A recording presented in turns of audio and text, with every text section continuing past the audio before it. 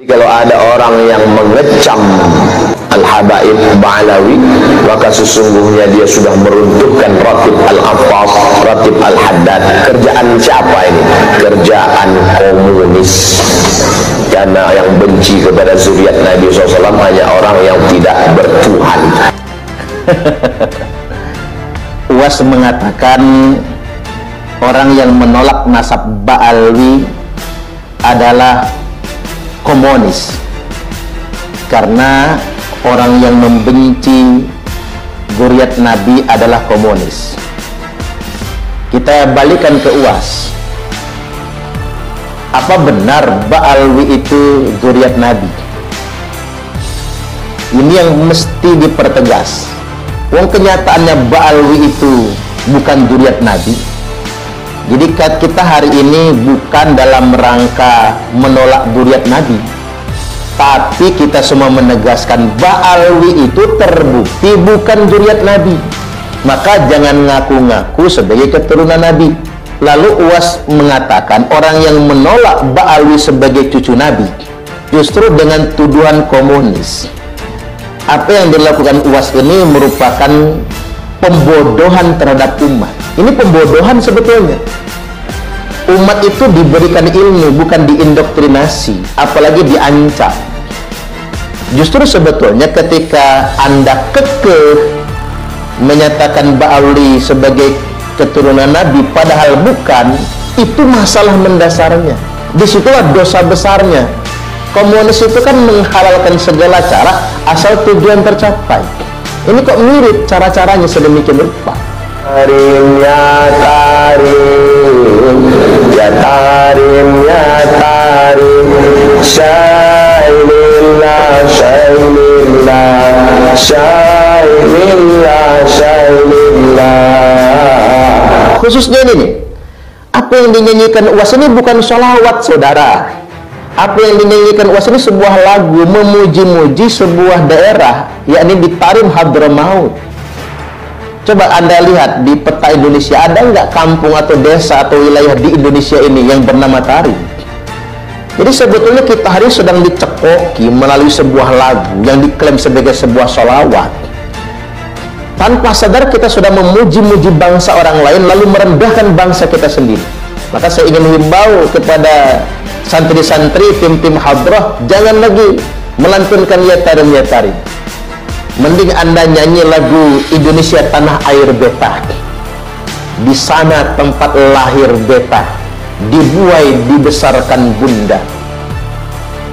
Jadi lebih baik kita nyanyi lagu Indonesia Tanah Air Beta, Indonesia Raya dan lain sebagainya, daripada lagu orang kemudian kita bangga-banggakan di dalam negeri.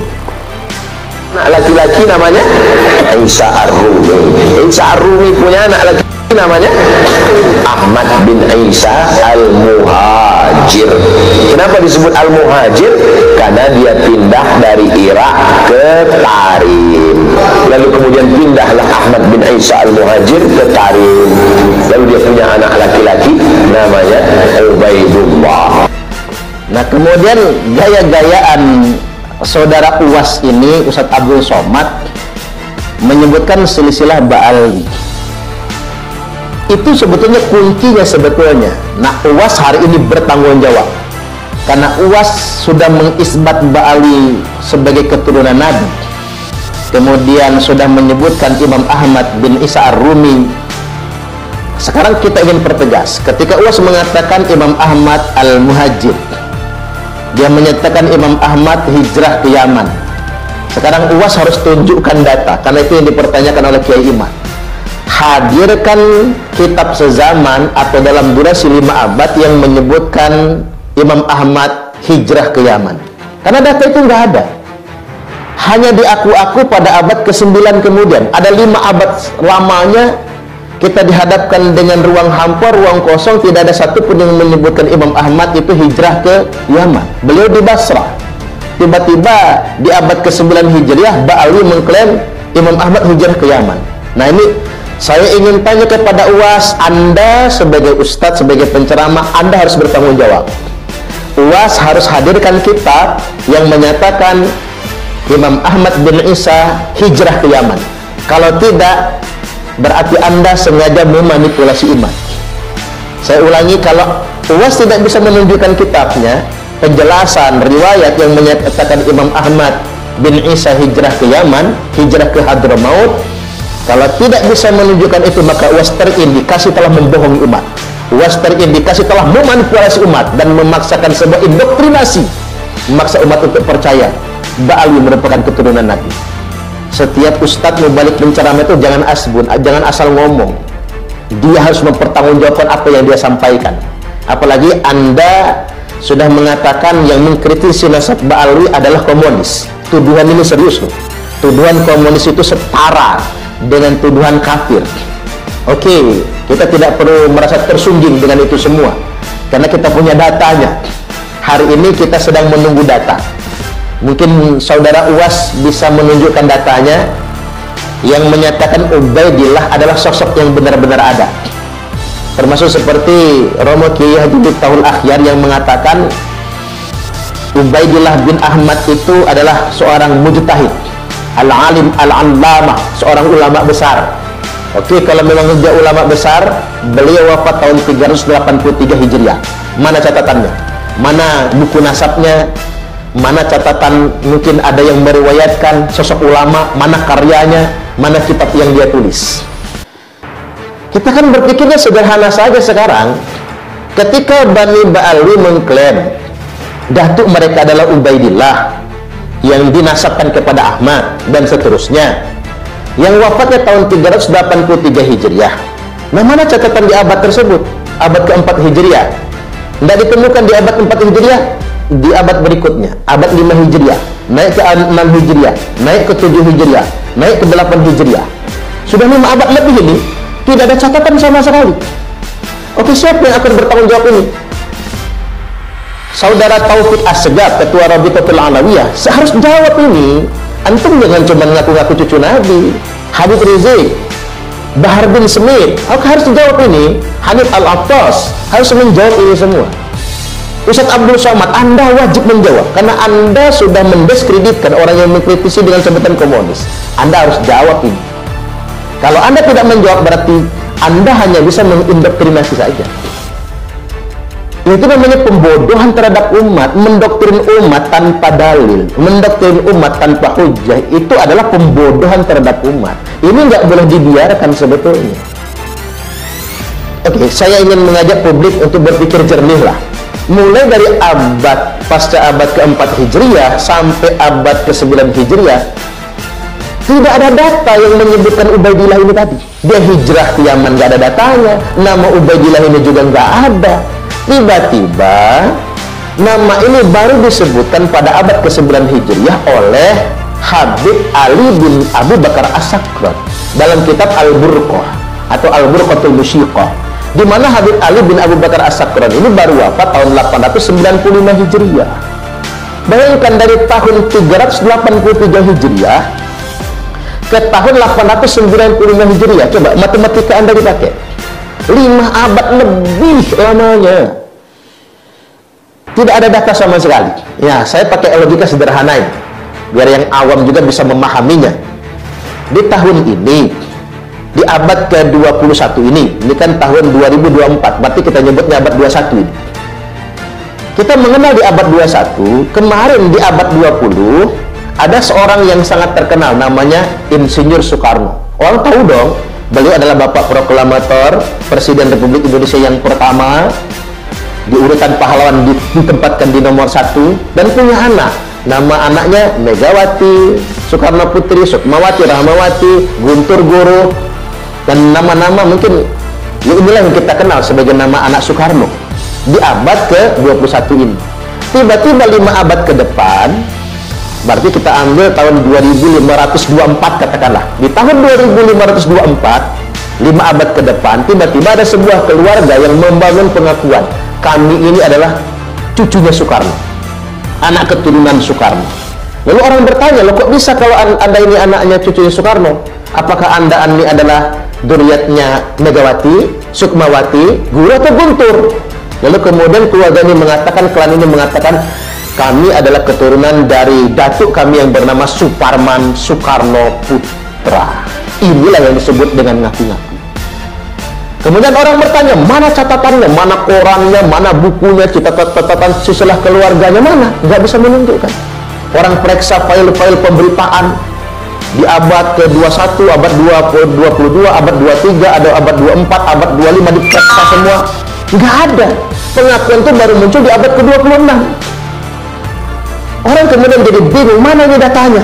Persis seperti itulah apa yang dilakukan oleh Ba'alwi hari ini. Mereka membangun pengakuan itu hari ini, setelah 5 abad kemudian, bahwa kami adalah zuriat Nabi dari jalur Ubaidillah. Nggak bisa begitu, bos. Kalau begitu caranya orang ngaku-ngaku aja, yang penting ide mancung. Nggak bisa. Kalau Anda paksakan itu semua, ini pembodohan. Bahkan bukan hanya pembodohan, ini penipuan ini namanya.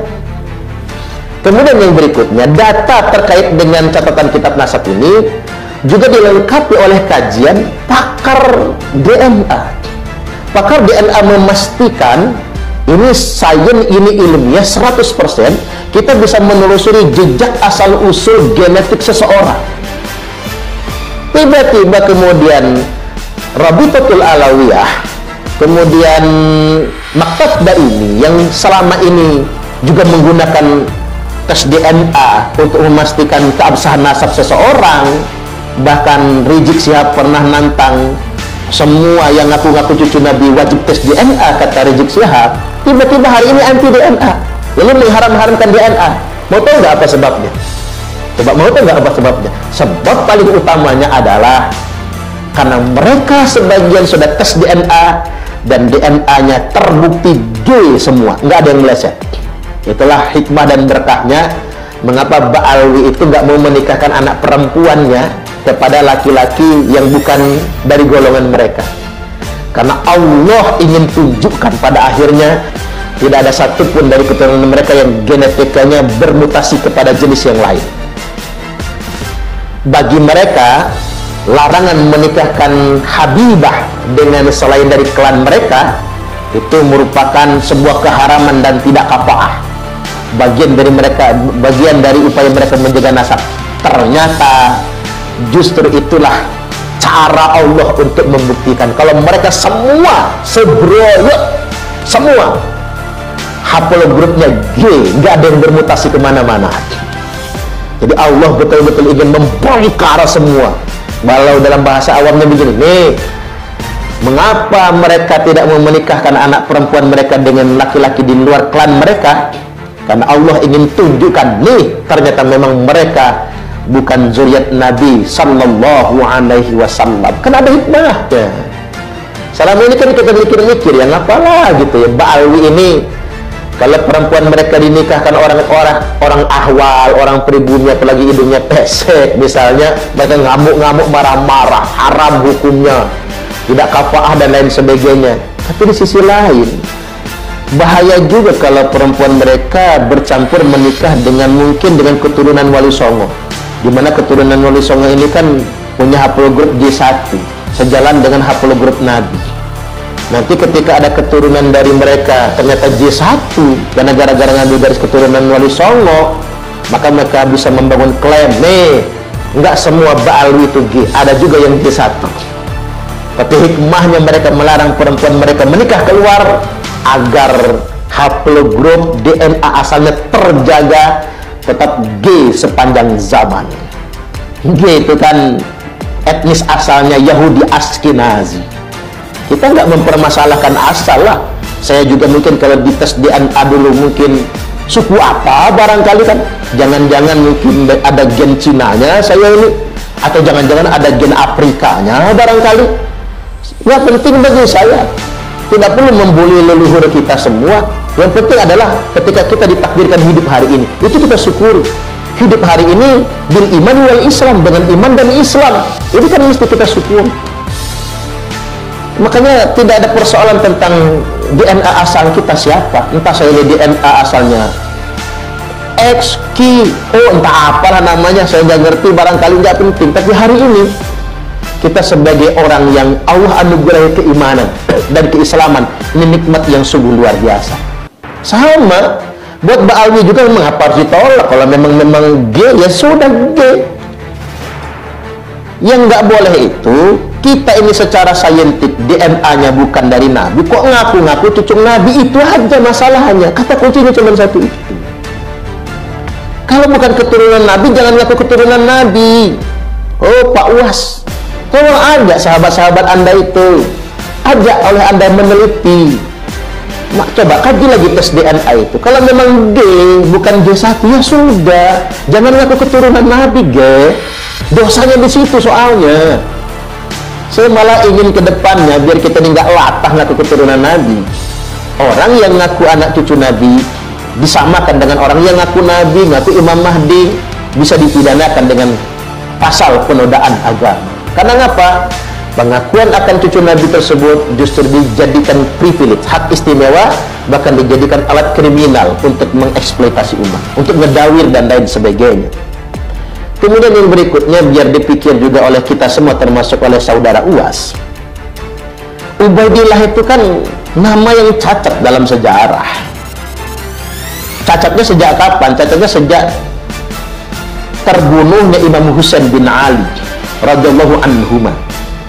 Imam Husain bin Ali itu dipenggal kepalanya adalah Ubaidillah. Jadi orang jahat yang telah membunuh Imam Husain, cucunya Nabi, itu namanya Ubaidillah. Sekarang kita pakai logika yang sederhana saja. Yang bunuh kakek kita itu Ubaidillah loh namanya. Masa kita punya anak mau dikasih nama Ubaidillah? Kan nggak masuk akal. Oh, nama asalnya Abdullah, yang ditasgir biar nggak sombong Ubaidillah. Itu mah bisa-bisaan dulu aja ngarang, ditasgir, tawadhu, bisa-bisaan ngarang sedemikian rupa. Ada aja cara ngelesnya. Memang begitu, kebohongan akan ditutupi dengan kebohongan berikutnya ditambah dengan seabrek kebohongan.